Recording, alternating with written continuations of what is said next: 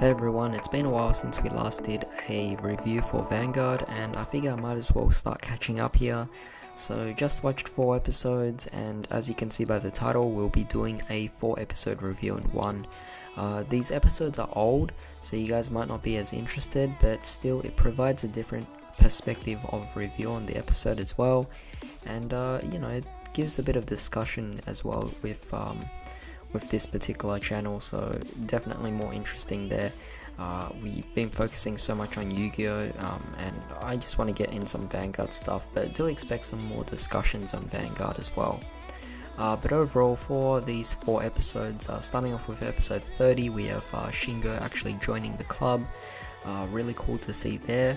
Surprised to see that he was using Nubatama, but I guess someone had to promote the deck, so I figure they just pushed on to him. He was never really the character that got much screen time anyway, so as an overall, I guess it wasn't too big of a deal for him to use Nubatama, though I was expecting him to have Murakumo or Mega Colony or something like that, but I guess you can't really do anything about it. Now, interestingly enough, when we move on to episode 31, we actually have Misaki go up against Korin, which I found that was really interesting. It seems they're trying to push a small relationship between Korin and Aichi here, where she's actually trying to do things for him, and as a result, she kind of wants to challenge Misaki to get her to join so that Aichi is kind of happy about it. But interestingly enough, compared to the original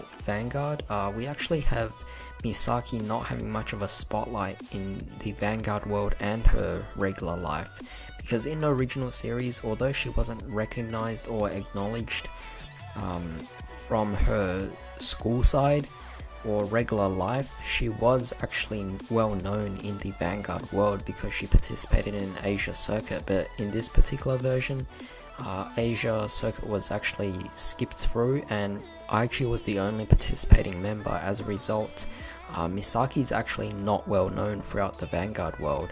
She's only ever challenged Asuka in an unofficial match, so it was definitely really interesting to see that, but it allowed for Misaki to actually gain some character development there, so it was definitely cool to see that. What I didn't expect though was that Misaki actually lost to Korin.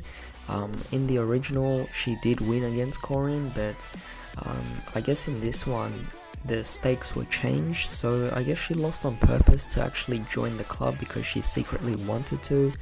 So definitely great change and development for a character there.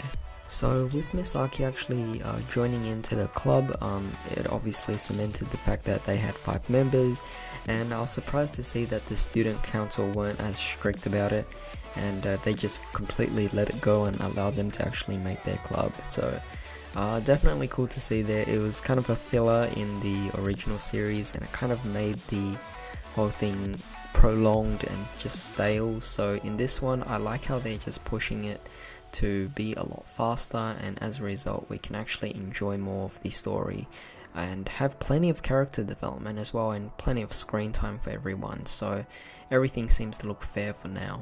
Alright, so episode 32, we have Takudo being introduced here, and apparently Suko and Korin actually propose a feature match between the two schools, an exhibition match you'll say, and it was very interesting to see these different matchups. But the first fight was Aichi against Asuka, and I definitely thought that was a really interesting match because we never saw those two actually fight against each other, nor have any kind of conversation whatsoever in the original series. So seeing that Asuka has some kind of feelings of jealousy on Aichi being able to change Ren was really cool there. It's like the subtle differences and the subtle changes and details in this really make it great, because it creates this small amount of attention towards specific characters, and it allows for more growth in the story. So I definitely do enjoy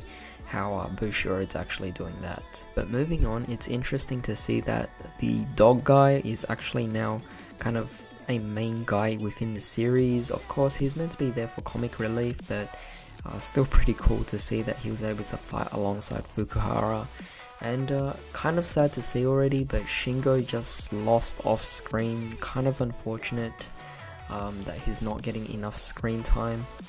Doesn't really give much opportunity to show off Nubutamas here, but I guess again it probably just wasn't relevant enough. I don't think Bushiroad actually likes Shingo as a character. I mean, he's not particularly interesting in the original series, so I guess in this particular one they're not giving him that much attention as well. But still, it's just, you know, having a loss off screen as well, it's just unfortunate. But after that we have Naoki and Suiko actually about to card fight. Now at the end credits, it was really interesting to see that there was this running gag of Naoki actually making fun of Suiko for her so-called uniform as a sailor outfit, so it's definitely really funny to see. So with episode 33, we have the fight starting between Suiko and Naoki, and this was really cool to see again. It was just a repeat match, but we got to see a different version of Angel Feathers go up against Narukami here, and really awesome to see Naoki actually using Dragonic Eyes of Vermilion as well. So that was definitely cool to see, but the fact that he lost, I was kind of expecting it to begin with anyway. But you know, really interesting to see things go by, because they only took the first half of that episode, but the second half of episode 33, what happened was apparently they have this big meeting, and Tetsu and Takudo seem to be a lot more interested in Psyqualia here than ever. It seems like Takudo is also a lot less knowledgeable compared to his original version. And in this one, I was surprised to see that Ren was actually a lot more serious as well. To a certain extent, he kind of protected Aichi from Takudo's, I guess, like, influence or anything like that. And he didn't want Aichi to have too much, I guess, interaction with Takudo. So definitely interesting to see there that Ren is a lot more aware in this episode. Maybe this will play through in future episodes, but that's something that was really odd to see. But what I did like is that at the end of the episode, we actually got a small look at Ibuki actually defeating members of Fukuhara Vanguard club here, so it was definitely really cool to see that.